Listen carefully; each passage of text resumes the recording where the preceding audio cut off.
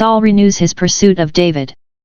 No sooner had he come home safely from chasing the Philistines, in which it should seem he had good success, than he inquired after David to do him a mischief, and resolved to have another thrust at him, as if he had been delivered to do all these abominations.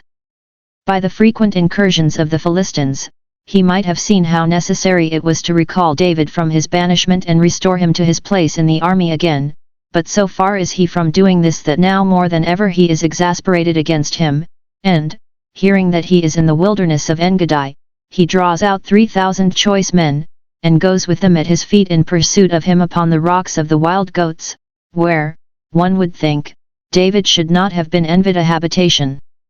Nor Saul desirous of disturbing him, for what harm could he fear from one who was no better accommodated? But it is not enough for Saul that David is thus cooped up, he cannot be easy while he is alive. Providence brings Saul alone into the same cave wherein David and his men had hidden themselves. In those countries there were very large caves in the sides of the rocks or mountains, partly natural, but probably much enlarged by art for the sheltering of sheep from the heat of the sun, hence we read of places where the flocks did rest at noon, and this cave seems to be spoken of as one of the sheepcotes. In the sides of this cave David and his men remained, perhaps not all his men, the whole 600, but only some few of his particular friends, the rest being disposed of in similar retirements.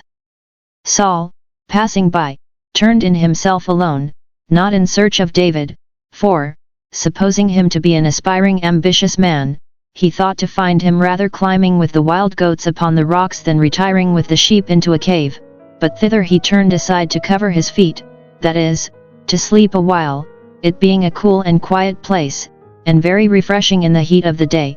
Probably he ordered his attendants to march before, reserving only a very few to wait for him at the mouth of the cave. Some by the covering of the feet understand the easing of nature, and think that this was Saul's errand into the cave, but the former interpretation is more probable. David's servants stir him up to kill Saul now that he has so fair an opportunity to do it. They reminded him that this was the day which he had long looked for, and of which God had spoken to him in general when he was anointed to the kingdom, which should put a period to his troubles and open the passage to his advancement. Saul now lay at his mercy, and it was easy to imagine how little mercy he would find with Saul and therefore what little reason he had to show mercy to him. By all means, say his servants, give him the fatal blow now. See how apt we are to misunderstand the promises of God. God had assured David that he would deliver him from Saul, and his men interpret this as a warrant to destroy Saul.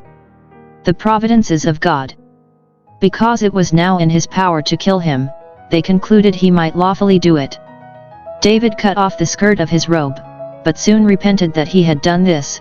His heart smote him for it, though it did Saul no real hurt, and served David for a proof that it was in his power to have killed him, yet, because it was an affront to Saul's royal dignity, he wished he had not done it.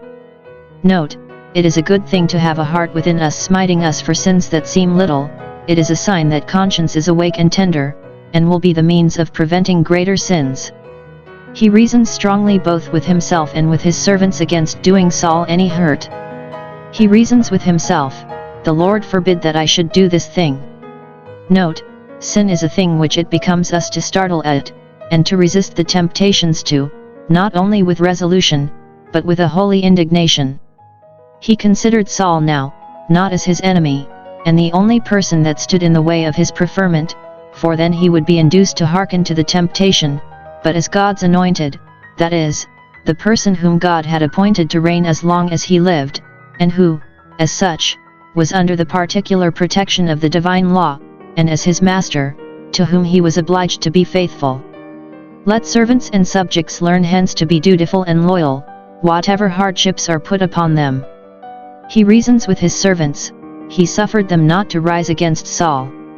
He would not only not do this evil thing himself, but he would not suffer those about him to do it. Thus did he render good for evil to him from whom he had received evil for good, and was herein both a type of Christ, who saved his persecutors, and an example to all Christians not to be overcome of evil, but to overcome evil with good. He followed Saul out of the cave, and, though he would not take the opportunity to slay him, yet he wisely took the opportunity, if possible, to slay his enmity, by convincing him that he was not such a man as he took him for. 1. Even in showing his head now he testified that he had an honorable opinion of Saul. He had too much reason to believe that, let him say what he would, Saul would immediately be the death of him as soon as he saw him, and yet he bravely lays aside that jealousy, and thinks Saul so much a man of sense as to hear his reasoning when he had so much to say in his own vindication and such fresh and sensible proofs to give of his own integrity. His behavior was very respectful. He stooped with his face to the earth, and bowed himself, giving honor to whom honor was due, and teaching us to order ourselves lowly and reverently to all our superiors, even to those that have been most injurious to us. We have here David's warm and pathetic speech to Saul, wherein he endeavors to convince him that he did him a great deal of wrong in persecuting him thus, and to persuade him therefore to be reconciled.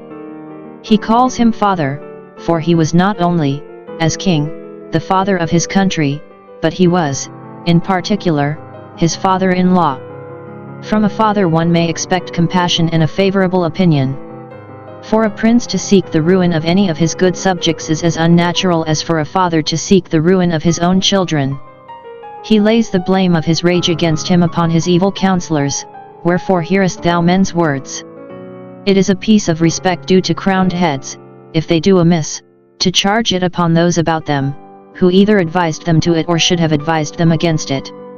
David had reason enough to think that Saul persecuted him purely from his own envy and malice, yet he courteously supposes that others put him on to do it, and made him believe that David was his enemy and sought his hurt. Satan, the great accuser of the brethren, has his agents in all places, and particularly in the courts of those princes that encourage them and give ear to them, who make it their business to represent the people of God as enemies to Caesar and hurtful to kings and provinces, that, being thus dressed up in bearskins, they may be baited. He solemnly protests his own innocence, and that he is far from designing any hurt or mischief to Saul. There is neither evil nor transgression in my hand. I am not chargeable with any crime, nor conscious of any guilt, and, had I a window in my breast, thou mightest through it see the sincerity of my heart in this protestation. I have not sinned against thee, however I have sinned against God, yet thou huntest my soul, that is, my life. Perhaps it was about this time that David penned the 7th Psalm, concerning the affair of Cush the Benjamite, that is, Saul, as some think, wherein he thus appeals to God, if there be iniquity in my hands, then let the enemy persecute my soul and take it, putting in a parenthesis, with reference to the story of this chapter, yet, I have delivered him that without cause is my enemy. He produces undeniable evidence to prove the falsehood of the suggestion upon which Saul's malice against him was grounded. David was charged with seeking Saul's hurt. See, says he, yet, see the skirt of thy robe. Let this be a witness for me, and an unexceptionable witness it is. Had that been true of which I am accused, I should now have had thy head in my hand and not the skirt of thy robe, for I could as easily have cut off that as this. To corroborate this evidence he shows him that God's providence had given him opportunity to do it. The Lord delivered thee, very surprisingly, today into my hand, whence many a one would have gathered an intimation that it was the will of God he should now give the determining blow to him whose neck lay so fair for it. When Saul had but a very small advantage against David, he cried out, God has delivered him into my hand, and resolved to make the best of that advantage. But David did not so. That his counselors and those about him had earnestly besought him to do it. Some bade me kill thee. He had blamed Saul for hearkening to men's words, and justly, for, says he, if I had done so, thou wouldest not have been alive now.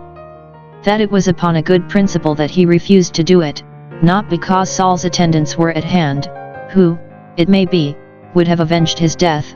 No, it was not by the fear of them, but by the fear of God, that he was restrained from it. He is my Lord, and the Lord's anointed, whom I ought to protect, and to whom I owe faith and allegiance, and therefore I said, I will not touch a hair of his head. Such a happy command he had of himself that his nature, in the midst of the greatest provocation, was not suffered to rebel against his principles. He declares it to be his fixed resolution never to be his own avenger, the Lord avenge me of thee, that is, deliver me out of thy hand, but, whatever comes of it, my hand shall not be upon thee. And again, for saith the proverb of the ancients, wickedness proceedeth from the wicked. The wisdom of the ancients is transmitted to posterity by their proverbial sayings.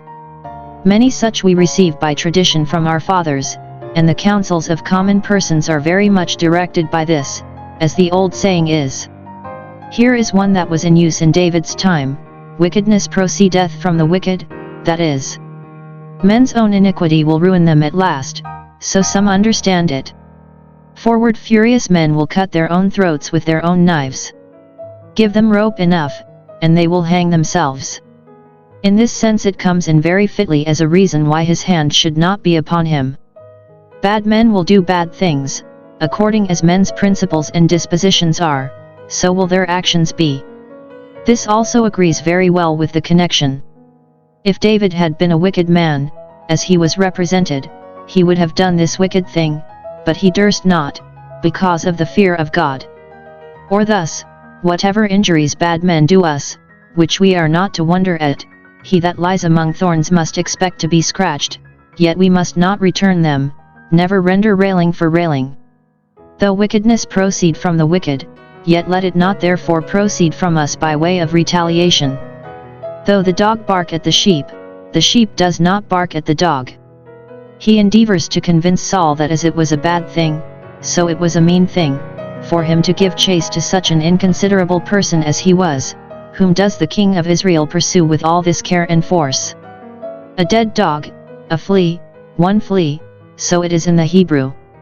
It is below so great a king to enter the lists with one that is so unequal a match for him, one of his own servants, bred a poor shepherd, now in exile, neither able nor willing to make any resistance. To conquer him would not be to his honor, to attempt it was his disparagement. If Saul would consult his own reputation, he would slight such an enemy, supposing he were really his enemy, and would think himself in no danger from him. David was so far from aspiring that he was, in his own account, as a dead dog.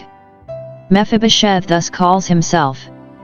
This humble language would have wrought upon Saul if he had had any spark of generosity in him.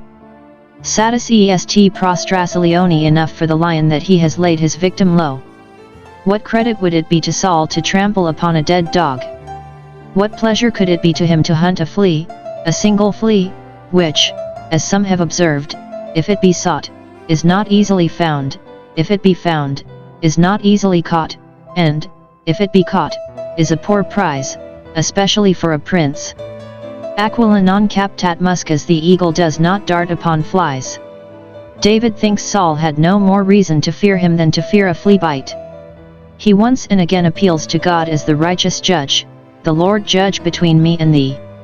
Note, the justice of God is the refuge and comfort of oppressed innocents. If men wrong us, God will right us, at furthest, in the judgment of the great day. With him David leaves his cause, and so rests satisfied, waiting his time to appear for him. Saul's penitent reply to David's speech. It was strange that he had patience to hear him out, considering how outrageous he was against him, and how cutting David's discourse was. But God restrained him and his men, and we may suppose Saul struck with amazement at the singularity of the event, and much more when he found how much he had lain at David's mercy. His heart must have been harder than a stone if this had not affected him. He melted into tears, and we will not suppose them to have been counterfeit but real expressions of his present concern at the sight of his own iniquity, so plainly proved upon him. He speaks as one quite overcome with David's kindness. Is this thy voice, my son David? And, as one that relented at the thought of his own folly and ingratitude, he lifted up his voice and wept. Many mourn for their sins that do not truly repent of them, weep bitterly for them, and yet continue in love and league with them. He ingenuously acknowledges David's integrity and his own iniquity. Thou art more righteous than I. Now God made good to David that word on which he had caused him to hope, that he would bring forth his righteousness as the light. Those who take care to keep a good conscience may leave it to God to secure them the credit of it. This fair confession was enough to prove David innocent, even his enemy himself being judge, but not enough to prove Saul himself a true penitent. He should have said, "Thou art righteous, but I am wicked," but the utmost he will own is this: "Thou art more righteous than I." Bad men will commonly go no further than this in their confessions. They will own they are not so good as some others are. There are those that are better than they, and more righteous. He now owns himself under a mistake concerning David. "Thou hast shown this day that thou art so far from seeking my hurt that thou hast dealt well with me." We are too apt to suspect others to be worse affected towards us than really they are, and then perhaps they are proved to be, and when, afterwards, our mistake is discovered, we should be forward to recall our suspicions, as Saul does here. He prays God to recompense David for this his generous kindness to him. He owns that David's sparing him, when he had him in his power, was an uncommon and unparalleled instance of tenderness to an enemy. No man would have done the like, and therefore, either because he thought himself not able to give him a full recompense for so great a favor, or because he found himself not inclined to give him any recompense at all, he turns him over to God for his pay. The Lord reward thee good. Poor beggars can do no less than pray for their benefactors, and Saul did no more. He prophesies his advancement to the throne. "I know well that thou shalt surely be king." He knew it before, by the promise Samuel had made him of it, compared with the excellent spirit that appeared in David, which highly aggravated his sin and folly in persecuting him as he did. He had as much reason to say concerning David as David concerning him, "How can I put forth my hand against the Lord's anointed?" But now he knew it by the interest he found David had in the people, the special providence of God in protecting him, and the generous kingly spirit he had now given a proof of in sparing his enemy. Now he knew it, that is, now that he was in a good temper he was willing to own that he knew it and to submit to the conviction of it. Note, sooner or later, God will force even those that are of the synagogue of Satan to know and own those that he has loved, and to worship before their feet, for so is the promise. This acknowledgement which Saul made of David's incontestable title to the crown was a great encouragement to David himself and a support to his faith and hope. 5. He binds David with an oath hereafter to show the same tenderness of his seed and of his name as he had now shown of his person. David had more reason to oblige Saul by an oath that he would not destroy him, yet he insists not on that. If the laws of justice and honor would not bind him, an oath would not. But Saul knew David to be a conscientious man, and would think his interests safe if he could get them secured by his oath. Saul by his disobedience had ruined his own soul, and never took care by repentance to prevent that ruin, and yet is very solicitous that his name might not be destroyed nor his seed cut off. However, David swore unto him, though he might be tempted, not only in revenge, but in prudence, to extirpate Saul's family, yet he binds himself not to do it, knowing that God could and would establish the kingdom to him and his, without the use of such bloody methods. This oath he afterwards religiously observed. He supported Mephibosheth, and executed those as traitors that slew Ishbosheth. The hanging up of 7 of Saul's posterity, to atone for the destruction of the Gibeonites, was God's appointment, not David's act, and therefore not the violation of this oath. Their parting in peace. Saul, for the present, desisted from the persecution. He went home convinced, but not converted, ashamed of his envy of David, yet retaining in his breast that root of bitterness, vexed that, when at last he had found David, he could not at that time find in his heart to destroy him, as he had designed. God has many ways to tie the hands of persecutors, when he does not turn their hearts. David continued to shift for his own safety. He knew Saul too well to trust him, and therefore got him up into the hold. It is dangerous venturing upon the mercy of a reconciled enemy. We read of those who believed in Christ, and yet he did not commit himself to them because he knew all men. Those that like David are innocent as doves must thus like him be wise as serpents.